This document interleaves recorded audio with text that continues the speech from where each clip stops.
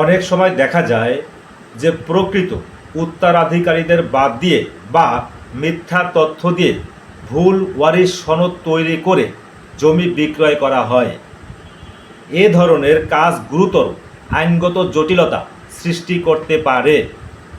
যদি প্রমাণ করা যায় যে ভুয়া ওয়ারিশ সনদ ব্যবহার করে জমি বিক্রি করা হয়েছে, তাহলে ক্ষতিগ্রস্ত ব্যক্তি আদালতে গিয়ে দলিল বাতিলের মামলা, ঘোষণামূলক মামলা বা প্রয়োজন অনুযায়ী অন্যান্য দেওয়ানি প্রতিকার চাইতে পারেন। এছাড়া ঘটনায় জালিয়াতি, প্রতারণা বা জাল দলিল ব্যবহারের উপাদান থাকলে সংশ্লিষ্ট ব্যক্তিদের বিরুদ্ধে ফৌজদারি ব্যবস্থাও নেওয়া যেতে পারে।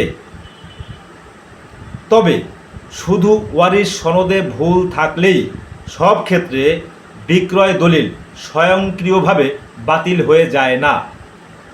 আদালত প্রমাণ, নথিপত্র এবং মামলার প্রকৃত ঘটনা বিবেচনা করে সিদ্ধান্ত দেন।